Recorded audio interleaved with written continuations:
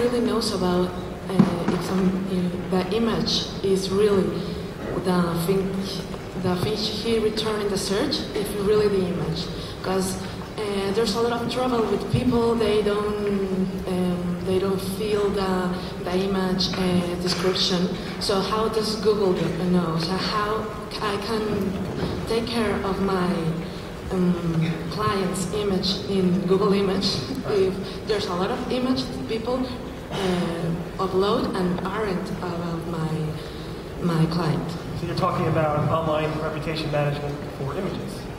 Cool. So yeah, that feature launched yesterday. It's probably not live for most people. I assume you weren't even able to check it out yet. Probably couldn't play with it yet, right? It wasn't available. So people are playing with it, and if you upload a picture of Barack Obama, you actually get pictures of women. So it doesn't work too well as of right now. It's kind of too early. The way Google knows what an image is it actually looks at, it has an algorithm not to look at the content in the image. Obviously they do look at the file name. So whatever the file name says, it might be the name of your client, the business name, whatever it might be. They also look at the content around the image. So if you do incorporate the image in a web page, they'll look at the content around the image.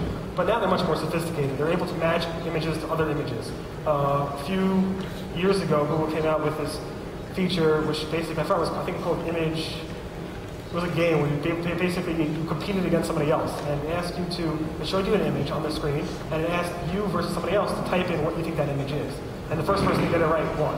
Google was basically mining data from people, saying, how do you describe this image? And they were using that information they got back to improve image search. So Google's pretty smart these days. They have Google goggles. They're able to pretty much match things. It doesn't work perfectly, and it's obviously going to have problems to beta. But it's pretty cool that you can upload an image and find out more information about that image. I always personally wanted that. There will become, I'm sure you'll learn a lot more about online reputation management about that feature alone. But it'll be interesting to see how that evolves. Hello. How do you think that business models based on data-driven content, such as content farms or journalists that do a lot of keyword research and this kind of thing, how do you think this will evolve, and what are your predictions around this market? So I did a speech last night at a conference. I spoke for about 2 hours just about that topic. It's called the Panda Update. Google releases algorithm update, which basically targeted websites that were pretty much, it's called content farms. They take content from third-party sites, mash it together, and try to just take content just to rank well in Google and stick ads on there, get clicks, get money that way. There were some popular brands that were doing it. I'm not going to mention any specifics here. So Google's answer to that is the Panda Update. It's not working 100%. It hasn't been released in Spain. It hasn't been released on any country outside of countries that speak pure English. So that's the future. If you look at all the updates Google has been doing over the past 10 years or so, every one is targeted towards making sure Google has the best, the most authoritative content that comes first. It's not always perfect, and Google knows about that, and they're trying to make it better. But in 10 years from now, I mean, search is going to be completely different. You do a search for some type of thing, Google wants the most relevant and most authoritative results to come first. In 10 years, I'm not really sure what's going to happen in 10 years, but in the next year or so, you're going to see a lot more authoritative and original sources coming up, number one, in the results.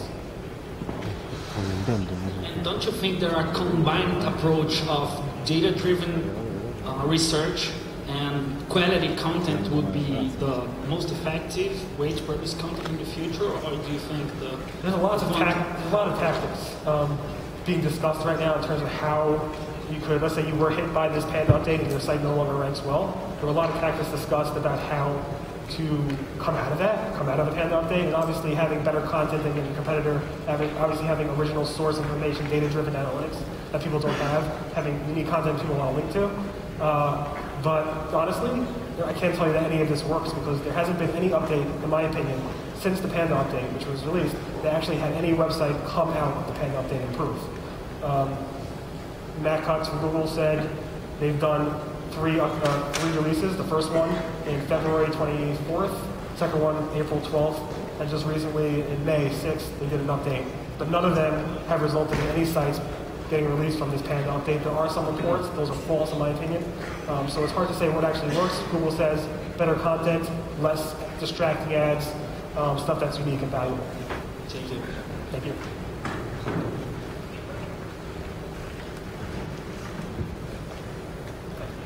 My name is Enrique San Juan. I'm running a social media company, and I've got two questions. The first one is maybe pretty simple.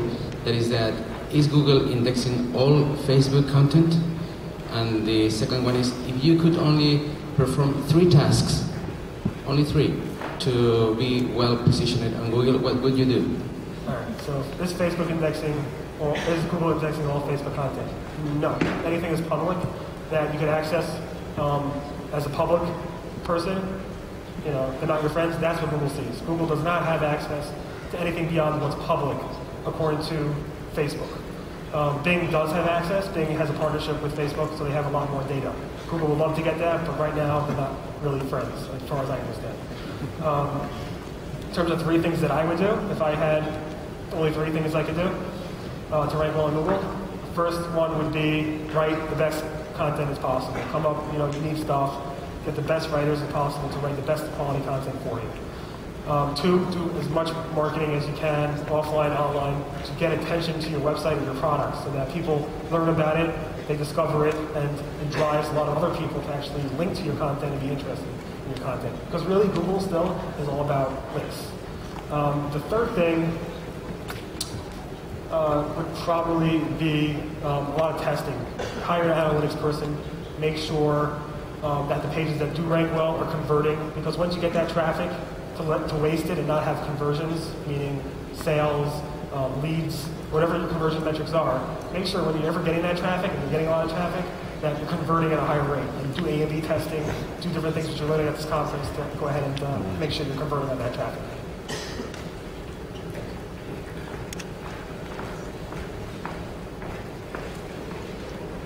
Hello, my name is Melissa Harkin. I'm Chief Strategy Officer for InfoPress.